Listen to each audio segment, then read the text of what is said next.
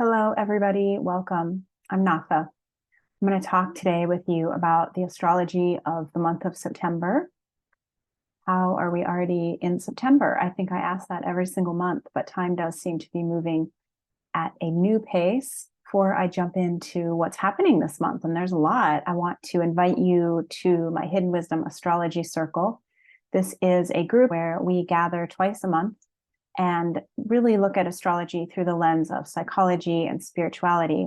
Some of the people in the Hidden Wisdom Astrology Circle are practitioners, therapists, healers, coaches that are learning how to use astrology to support the people in their practice.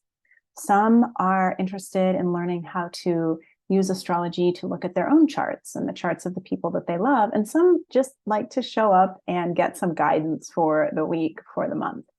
If that sounds interesting to you, working with me and being surrounded by people that are of like mind, you can check that out on electroastrology.com.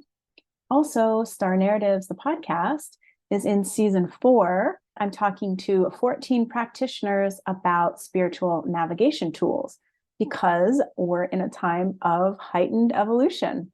Things are moving quickly. We are being asked to do things faster than we have had to do them in past lives, and I'm sure you feel it.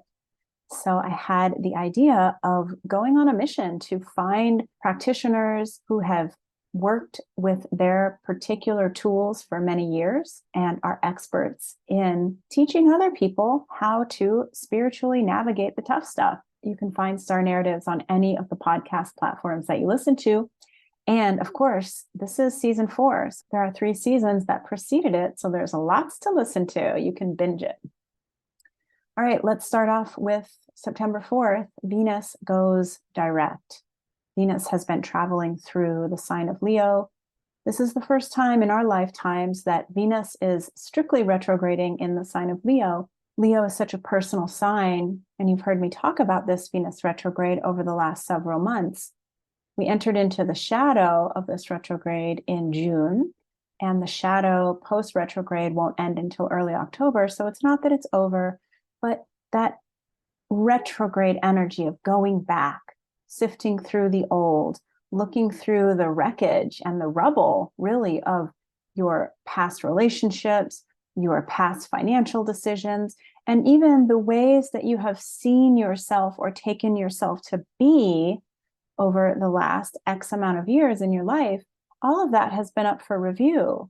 The astrology is so strongly asking you right now to reevaluate who you are and to see yourself clearly. It has been very easy, and we are very conditioned to simply move through our lives on autopilot. Somebody tells us what to do, what to think, and then we do that.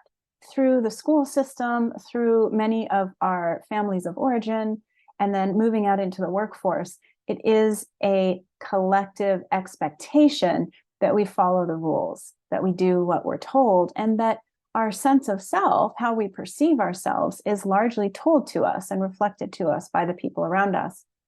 So the astrology is really saying, step aside from who you think you are, step aside from who other people have told you that you are, and begin to really examine who you actually are.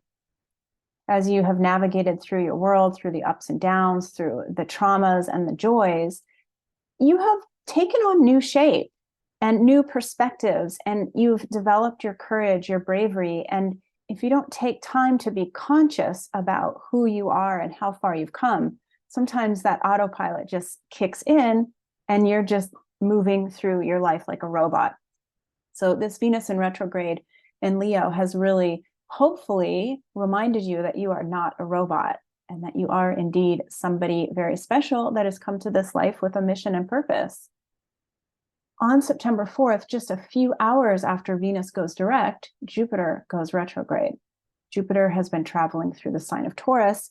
Astrologically, Jupiter is the biggest planet. Jupiter also represents our point of expansion. So Jupiter in Taurus really is a nice complement to this Venus retrograde in Leo, because in Taurus, we develop the power, we start to understand that we have the power to create what we need. So as you are learning more deeply about who you are and about what you want and what your priorities are, Jupiter in Taurus has been teaching us how to generate the resources that we need to support this new version of self. When Jupiter goes retrograde, again, with any retrograde, there is this sense of having to go back and explore where you came from. Sometimes that's going to be through the lens of sentimentality. Sometimes it's going to be through the lens of just looking at the wreckage, looking at the mistakes that you've made. And so be discerning. Sentimentality is an indication that you loved something that maybe is no longer in your life, or a dynamic that was very important or potent to you, and know that you can recreate or at least tap back into some of that energy, really experience an updated version of it.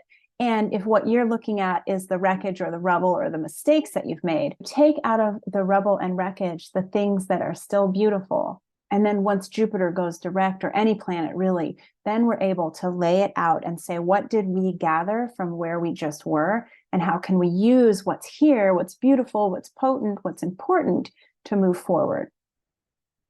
On the 14th, we have a new moon in Virgo.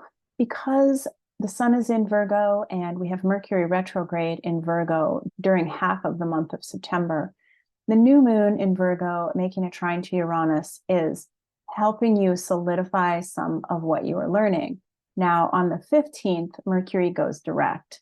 So again, we're looking at all of these planets that are stationing direct, stationing retrogrades. And so it can feel like disorienting energy, but you can use this new moon in Virgo as a time to go within and to introspect and really look at the whole Virgo lesson, which is about watching your compulsion to do, to complete tasks, to show up, to act out of obligation, out of guilt, and the impact of that on your nervous system, versus being of service in ways that feel really freeing and exciting for your nervous system.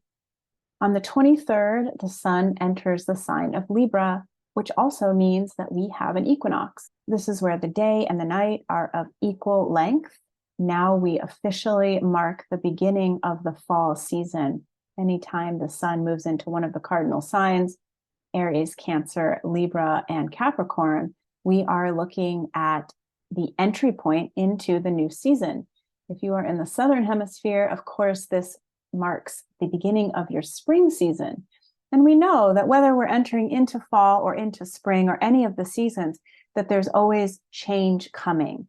There's always something new that is brewing. So watch for this energy in your own life.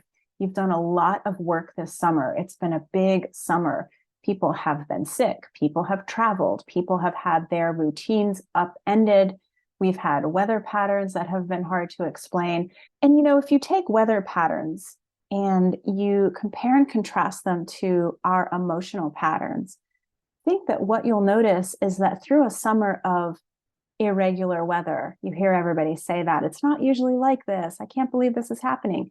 And look inward at your own emotional landscape. You'll probably find some comparisons to be made, because the way that you work with your own emotions is shifting and changing as you are beginning to see yourself differently, as you are beginning to experience this accelerated transition from one dimension to another. Finally, we end the month on the 29th with a full moon in Aries. This is the first full moon in Aries since the North Node moved into Aries. Chiron is also there. So this Aries energy is really potent for all of us this year. Aries is also a sign of identity. Again, it further brings you to look at your identity, in this case, how you're perceived by people, what your boundaries are. Now with Chiron there, you know, many of us through the course of our lives, when we have laid down boundaries, we've gotten in trouble or they haven't been respected, and that has left us wounded. And that is what Chiron in Aries is helping us to sort out right now over this multi-year period.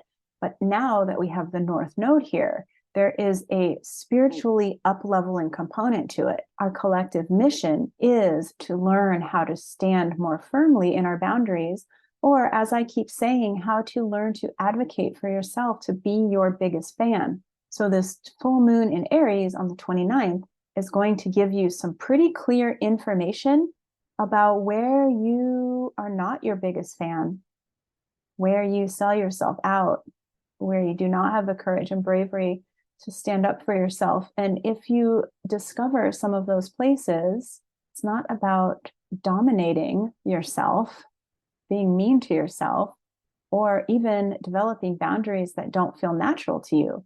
It's more about just being able to see it.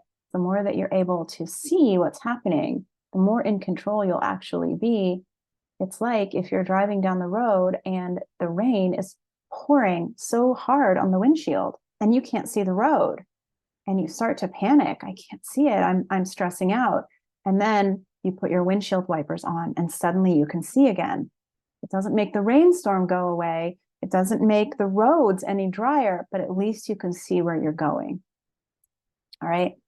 I hope this was helpful. You can find more of me and my work at electroastrology.com. Have a great month.